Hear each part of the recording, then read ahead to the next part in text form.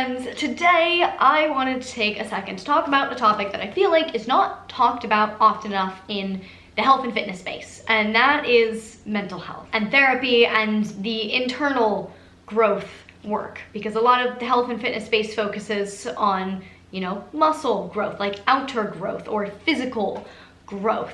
But today we're talking mental, spiritual, emotional growth. And it's super important to talk about because mental health is a huge pillar of holistic fitness. Our brain and body are not separate. The brain and the body communicate very thoroughly through the nervous system, and mental health issues can absolutely manifest as physical symptoms. They can cause headaches, muscle tension, digestive issues, like a whole host of issues. You know, your hormones and your immune system respond to different inputs from your brain. Chronic stress releases cortisol, which can lead to inflammation. Neurotransmitters can not only just impact your mood and your emotions, but they can also impact your physical body. So working on your mental health, working on your physical health are one in the same. They go hand in hand. So buckle up, get yourself a little beverage, make yourself some tea, grab a kombucha. I just made myself, what was this? Water with molecular hydrogen,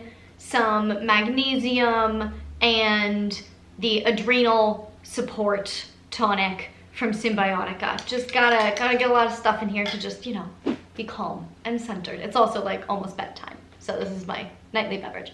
So for this video, I honestly kind of just wanted to like sit down and have a chat with you guys. It's not gonna be super planned out. I asked you guys for questions. I'll be addressing a bunch of your questions. I want to talk through my journey with like trauma and therapy and healing and growth and all of that stuff and the different modalities that I'm using. And I want to give a big disclaimer here. I am not a mental health professional.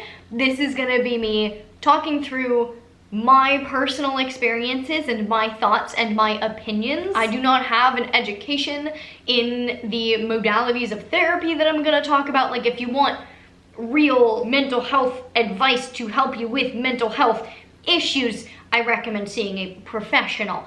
I just wanna chat today. So in an effort, this pillow is really annoying, in an effort to kind of help reduce the stigma around therapy and kind of just encourage everyone to do it, I want to talk through my journey with therapy. I've always wanted to do therapy, like for years, just because I've kind of always said everyone should do therapy. Like, it sounds like a pretty good idea. Like, imagine a world in which everyone went to therapy and could like deal with their trauma. Sounds like a better world, but also like I have a big growth mindset. So for me, one of the big reasons I always wanted to do therapy is that I kind of just wanted to see what I could uncover. I wanted to like find my weaknesses and face them and challenge them and grow from that, because that's just, I like that. And there was one point that I tried therapy through like an online therapy platform that I shall not name. Tried multiple therapists through there and just didn't have a very good experience with any of them. So I kind of gave up on that for a bit, not like on the idea of therapy, but I was like, I tried a bunch and it was like 3 months into it and I was like, this is useless. So I was like, I'm gonna take a little break. But then, not too long ago, I ended up in a 1.5 year long abusive relationship that was full of manipulation and gaslighting and all that super fun stuff. For clarity, in case it matters, in case anyone's curious, it was an emotionally abusive relationship, not physically abusive, not like financially abusive, just emotionally abusive. And not gonna lie, it's been, without doing the actual math, approximately 1.5 years since that ended, and it's taken me about this long to actually be able to say that out loud, that it was an abusive relationship. For quite a long time I was phrasing it as what my friends told me was an abusive relationship, or what my therapist says was an abusive relationship. So it's taken me a while to work through all of it to the point to like fully understanding and accepting what it was. But all this is to say, I ended up reaching out to a therapist, I think literally the day after I left that relationship. And at that point I was reaching out to a therapist for 2 big reasons. First was I just wanted a professional to validate that like what I went through was abusive, it's hard to be objective in those scenarios. And so I just wanted a professional opinion. Like, here's everything that happened. Was I in an abusive relationship? And I just wanted that like validation. But then also I wanted to work with a therapist to help me work through everything that had happened so that I didn't end up like long-term permanently traumatized and carry that into future relationships. So I ended up starting to work with a therapist. And at the time I had been researching like relationship therapists and couples therapists. Originally I was gonna ask my partner to go to therapy with me, and then I realized that that was kind of a lost cause. And so I just took the research that I had on therapists and was like, I'm gonna go by myself. For me individually, like the issues that I wanted to work on were related to relationship, right? So I figured reaching out to like someone who works with couples, or like that is their specialty, would be the most helpful. I was also looking for someone who would do like shadow work, inner child work, reparenting, and ideally be like ruthless and leave no stone unturned and just delve into the depths of my psyche and get everything out. So I did my research and I ended up finding a clinic group, I don't know, a group of therapists under one name, and I reached out to them and they're like, okay, we'll do a consult and then pair you with a therapist. I was like, great, like that's gonna be even more personalized than me just like picking someone off of Yelp. And I met my therapist and she was amazing. And I think the thing that I connected with her on and why I knew she'd be a good fit for me is that the way she talked about therapy is like the way I talk about fitness. And so I knew that like we were kind of gonna be on the same page when it came to like a holistic mindset around growth and around personal exploration and all of that. And I just go into this because a lot of people ask me like how to pick a therapist, because I think a lot of people have the experience that I had originally with like trying a bunch and having none of them really feel like, you know, honestly, they didn't even really feel like competent therapists, but they definitely didn't feel like good fits for me. So beyond that, I don't really have advice in choosing a good therapist, just my own personal experience. But I feel like you can probably tell pretty early on if someone is gonna be a good fit for you, especially if you've been doing some work before getting to therapy. Like if you kind of have an idea of like what you need to work on, what works for you, like you've maybe dabbled and tried some stuff, then you're gonna see if like that therapist's views and strategies align with what you know you need. So I told you guys on the gram, and I think in the YouTube community post things, the little text posts you can do on YouTube, I don't know. Told you guys that I am doing EMDR and parts work with my therapist, and I got a lot of questions about like what that was, how it works, some people who have done it but still don't quite understand really what's going on. So I wanted to take a second to kind of talk through what that has looked like for me. And obviously, again, I'm not an expert. I don't know if all therapists approach it this way. This is just what I'm doing with my therapist. So this is just my experience. And like we have combined parts work and EMDR. I don't know if most people do that. That's what I'm doing. So this, at least version of parts work that I'm doing, is from something called internal family systems. I'm just gonna read this definition out real quick. The goal of this work is to embody the self and heal our injured parts so that we can live with confidence, guided by curiosity and compassion. When we embody more of the self and listen to their parts, rather than trying to eliminate these aspects of themselves, their inner dialogue change spontaneously. Their extreme voices calm down, they begin to feel good things, safer, lighter, freer, more open, more playful. So the theory behind this is that we all have different parts within ourselves. So we have parts in ourselves called exiles, and these are parts that have been shamed, abused, neglected, and so we've kind of shoved them down and are kind of not acknowledging these parts of us because they make us feel not great. Or we've taught that expressing these parts of ourselves is unsafe. And then you have protector parts, and certain protector parts are managers, I guess. Honestly, we don't really use this vocabulary, but I feel like it's really helpful to explain it with like the technical definitions. But the managers are the parts that run the day-to-day life of the individual. So they're kind of the ones calling the shots.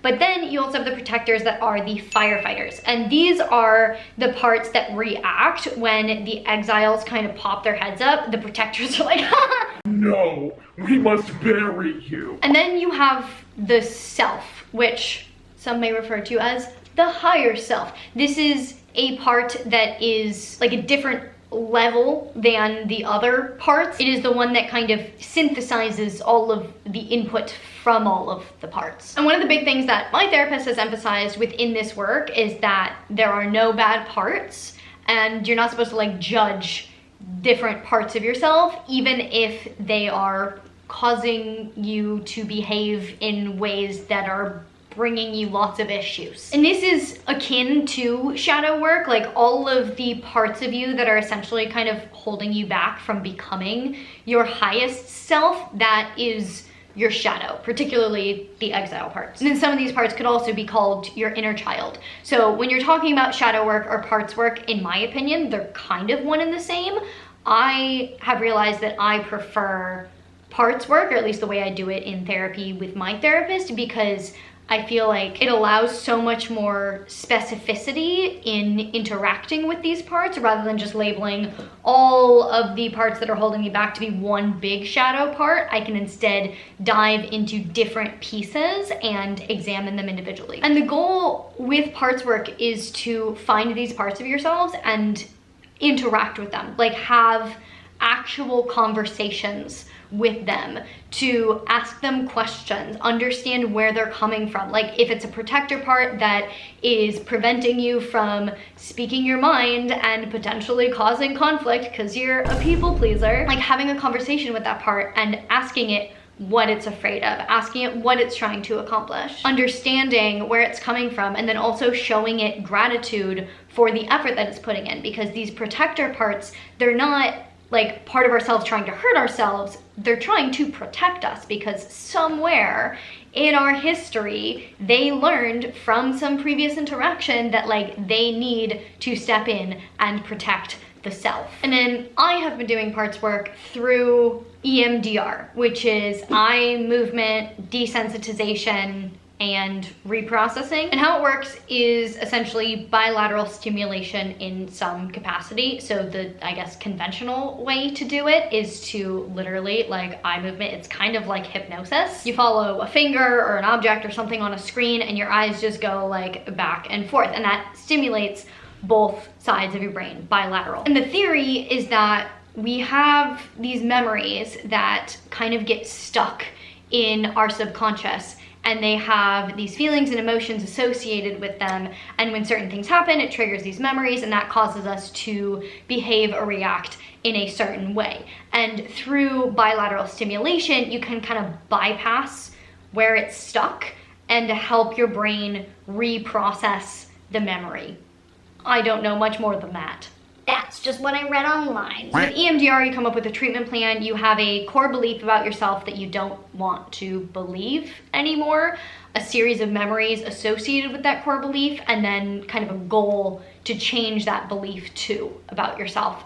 And you reprocess through the memories using EMDR, and eventually hopefully get to that goal core self-belief. And so when I do EMDR with my therapist, when I'm processing through various memories, I often, not always, but often encounter different parts of myself speaking up. I just let my brain go and let it just think what it wants to think while it's in this slightly dissociated state. Yeah, I don't know, it's probably not dissociated. Whatever the state is of your brain. Originally went to school for cognitive science. I feel like I should know more about this. But at least for me, what it feels like is kind of like being in a flow state in the container of the memory that we're processing. And to be fair, my therapist has said she enjoys doing EMDR with me because my brain comes up with unique ways of expressing things, apparently. So not everyone's experience might be like mine, but I have met some like wild. This is gonna sound weird and trippy. I thought it was weird too, but I'm just rolling with it. This is my journey. This is what my brain's telling me. I have met a protector part of myself that was protecting the ego, like the id ego, super ego, like my ego inside me. He was an old Irish man. There was a protector, was it a protector part? I don't remember, it was a while ago, but there was a part of me with like a Cockney accent that also happened to be quite sassy and funny. My inner truth has been represented by a bird. I have met a part of me that is like little Marissa. It's like 5-year-old Marissa. Wearing like a very specific outfit. And some parts have like returned through different memories. Some have only shown up once, but it's been such like a cool exploration of me. Like, it's so easy to think that you know yourself because you know what decisions you'd make in certain circumstances. But I feel like the depth that I now know myself is just, I didn't even know there was that much of me. Anyway, those are the modalities that I have been using in therapy. I have clearly loved it, highly recommend, but again, I don't know what would be appropriate for you. So like, find what's gonna work for you. Don't just do what I'm doing because I had a good experience with it. So before I get to your questions, I figured I would quickly talk through kind of the highlights of my journey over the last 1.5 years. So first thing, before I even found a therapist, when I was in that relationship and I was trying to like do all the self-work to make it work, because I thought that's what I needed to do, I started following a lot of accounts on Instagram. And that is where, like, that sounds ridiculous and possibly not a good idea, especially for something as serious as mental health, but like, I got invaluable information from a lot of the accounts that I started following. I learned so much like about attachment style, but essentially I started dabbling myself in just researching, following accounts on social media, listening to podcasts, reading books, and all of that, which I think is why when I found my therapist, I kind of knew what I wanted and what I needed, and so I was able to find a good fit. And then, like I said earlier, at the beginning, I very much resisted the victim mindset, partially because usually victim mindset, not a very productive mindset to have, but also because part of me definitely blamed myself and didn't see how it couldn't be at least partially my fault. And I had to figure out how to accept that I was a victim and that there was something inside me that allowed me to be the victim. Objectively, there was nothing keeping me there, but there was absolutely something that kept me from being able to be objective and recognize the situation that I was actually in and then leave. Like, I left when I realized how bad it was. It just took me 1.5 years to get there. But then once I accepted both of these things, I was able to get such deeper insight into myself. I discovered a lack of self-trust. I discovered that I actually am just an extremely empathetic person. I discovered that I do indeed have people-pleasing tendencies. And as I unearthed these things about myself, I discovered these different parts of myself that held these different beliefs, and I was able to talk to them and understand where they were coming from and why they felt the need to protect me in the ways that they were protecting me. And as I gave voices to these different parts, I was able to have those conversations, show them gratitude, and then ultimately through EMDR, reparent them or integrate them. And this is the terminology that you hear like in inner child work and shadow work, like you're integrating your shadow, you're reparenting your inner child. It's all the same. And so through this process, without getting into like too much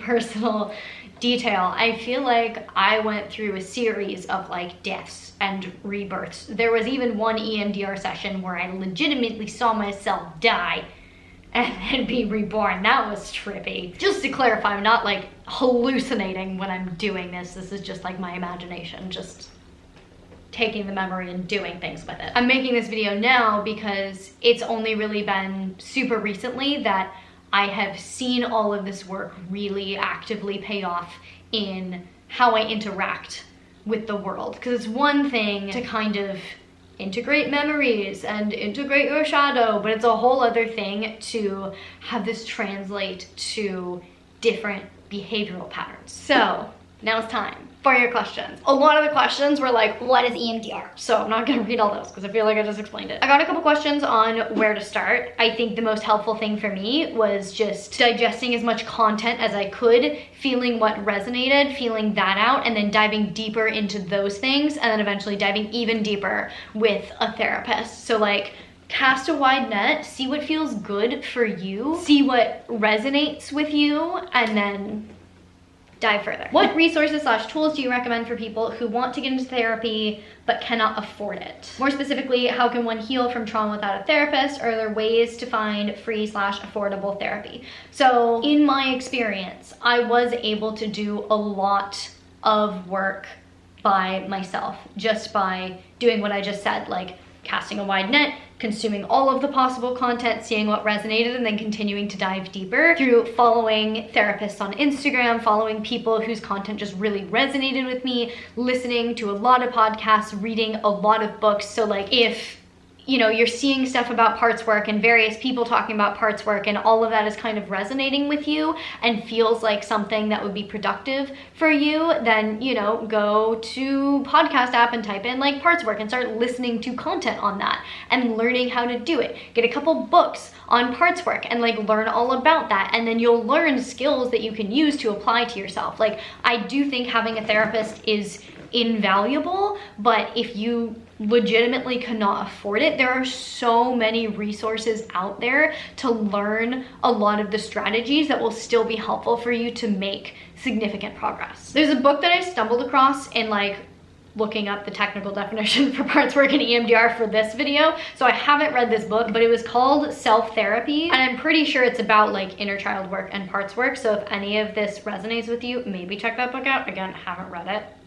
Could be bad. I don't know. But like, research, read, listen, do all the things. Ooh, I like these questions. So how are shadow work and fitness connected? And also how trauma interferes with weight loss. So as a coach for weight loss and fitness, I have seen so many people get tripped up on their fitness journeys because of underlying trauma that is blocking them from being able to do the things that they need to do to reach their goals. Like, this is by far one of the biggest obstacles that I see. And this is why I think there was a study that was done that showed that a group of people that worked with a therapist were able to lose more weight than a group of people that worked with a personal trainer. And I actually have an entire lesson on this in my course Fat Loss 101 that is coming out January 1st. Sign up for the waitlist at fatloss101.com. But I have a whole lesson in the course on limiting beliefs and working through limiting beliefs and like what various limiting beliefs are when it comes to fitness and health and weight loss and kind of how to approach them. Because when I see clients get stuck, it's usually because of protector parts that are preventing them from being able to do what they need to do. Either because they don't believe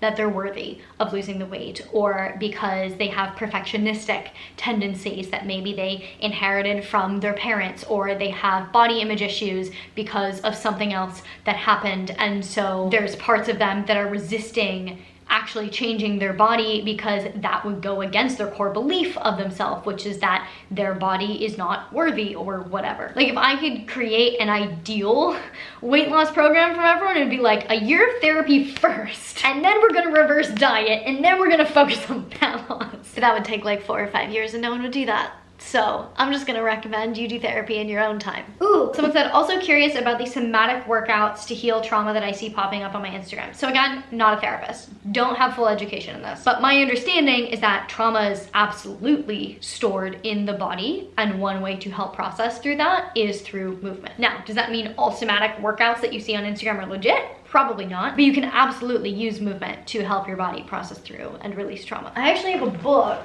I got like 3 pages into this, Sematic Therapy for Healing Trauma. I need to keep reading it. So again, Honestly, don't know if I can recommend it. but this is one of the places that I originally thought to start, and now that I finished a couple other books, I'm probably gonna move on to this next, because one of my biggest things was going into a major like freeze response with conflict, like thanks to my abusive relationship. And so I could feel like the trauma just in my body, like deep in my body, and I was like, yeah, somatic therapy sounds logical for that. Thankfully, I've processed through most of that without doing somatic therapy, but even so, like, I can still feel, let's call them trauma parts, living in my body when different things are activated and triggered, and so it's still something that I do want to explore. Oh, this is a good question. How has your journey through trauma impacted your relationship with your boyfriend? And then there's another question, have you ever felt guilty having to work through mental health while in a relationship? Ooh, and then another other question. I grouped these all together. How hard was it to implement this inner work to a romantic relationship? I find it the hardest. First things first, when I met my boyfriend, I still did have a lot of the trauma. I still do, but like it was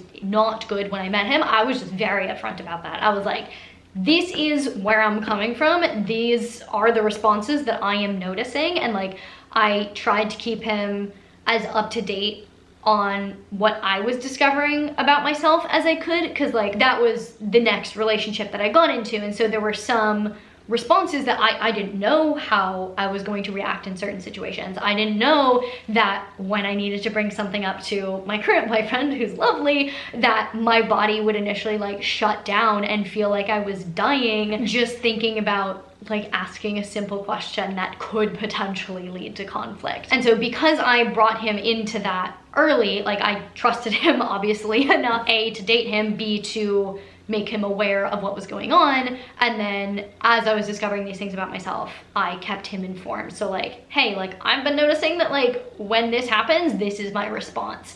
And having him just be aware of that was really helpful in him being able to respond appropriately and helping me kind of like process through that trauma. Big props to him for being willing to stick with me through working through all of that. So as far as feeling guilty, I would say no, because I was upfront with him about it, and so he kind of knew who I was when he met me. And he could have chosen to be like, nope, that's too much for me, and walked away, and I would have totally respected that. But he didn't. Like, he chose to stick around knowing what he knew. For that, I have all the love and respect for him in the world, but I don't feel guilty about it because it wasn't my fault. And as far as implementing the work that I was doing in a romantic relationship, like, yes, so freaking hard. Like, the amount of mental energy I have spent in this last year and a half in healing from it and then being in a new relationship, just, oh, like I do in a lot of ways feel constantly drained because of it, because it's always kind of in the background processing. But at the same time, like, relationships are mirrors. Relationships are our greatest teachers, and I don't think I would have been able to come nearly this far if I had just been completely single this whole time. Like, I probably could have released a lot of the trauma, but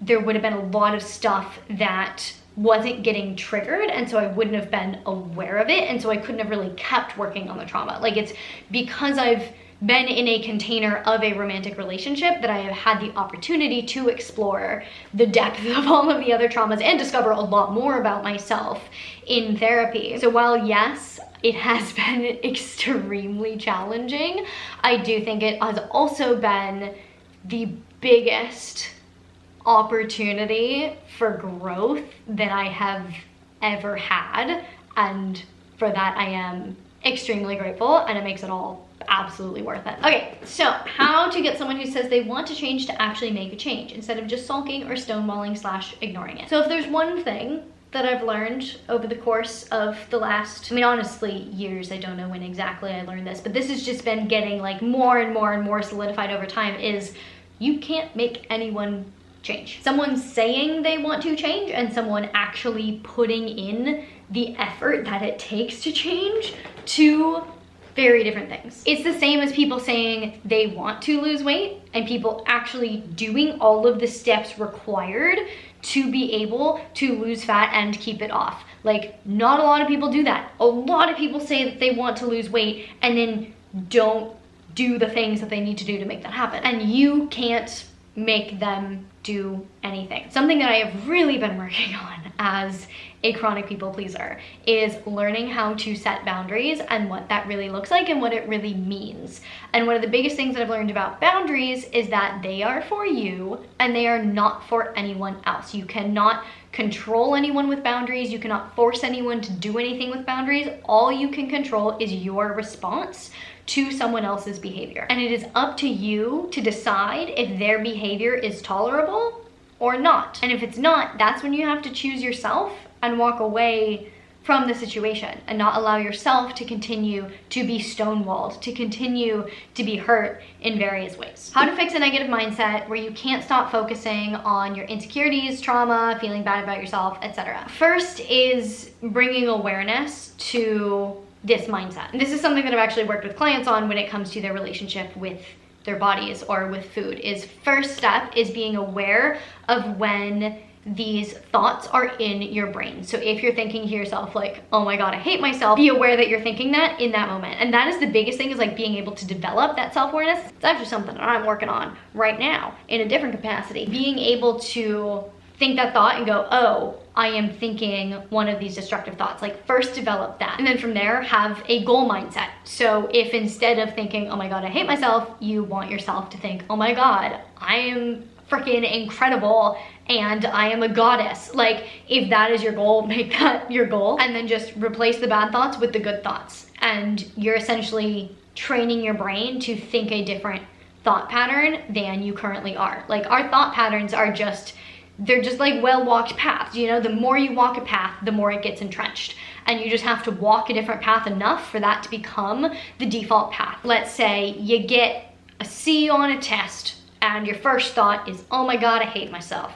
But you want to think, oh my God, I'm a freaking goddess. Then you catch yourself going, oh my God, I hate myself. And you go, what's a more positive spin that I can put on this that gets me closer to, oh my God, I'm a goddess? And that could be, I tried really hard. I did the best I could. Whatever positive affirmation that you can put on that and replace the negative affirmation with, and work towards that. And it's just, from there, it's just repatterning. And then also pay attention to the people that are around you. If they all are engrossed in negative self-talk, like, that's gonna be really hard to dig yourself out of that hole. Surround yourself with people who speak of themselves highly, who speak of others highly, people that aren't like gossiping behind people's backs. Surround yourself with the people that you aspire to be like. It's gonna become a lot easier to become like them. And then same with like the content that you expose yourself to. If you're constantly exposing yourself to content that makes you feel bad in any capacity, maybe unfollow that content and follow some other content that's more empowering, that's more in line with giving you the thoughts that you want to be welcoming into your brain instead. So just a couple quick things to wrap everything up that I just said. First and foremost, if you do choose to follow people and listen to people and just read a lot of content about growth and mindset and mental health and all of that, remember, a lot of people are projecting and a lot of people are giving the advice that they are giving themselves, which is not necessarily the advice that you need to hear. So just because you read it, hear it, see it, doesn't mean that it's true for you. It may be true for other people, it might not be true for you. Big example of this is when I was in an abusive relationship, I was reading a lot of relationship content. And a lot of people who talk about relationships talk about how, you know, our triggers are our biggest teachers. And if you get triggered, you should look inside and see, you know, how you can better yourself and what things it's bringing up for you that you can work on. Everyone, obviously, for good reason, talks about how, you know, we should be aware of our partner's insecurities and we should work with them on that and not just, you know, tell them that they're crazy. But in the context of an abusive and controlling relationship, that is really freaking bad advice. Like, it's reading that over and over and over that made me question myself. I mean, it's not the only reason, but like, it's one of the big reasons where I was like, how can I be doing more work to make this relationship work? Because clearly, like, I just need to put in more effort because that's what everyone says. Like, I just need to heal myself so that I can accommodate all of these various things that he needs.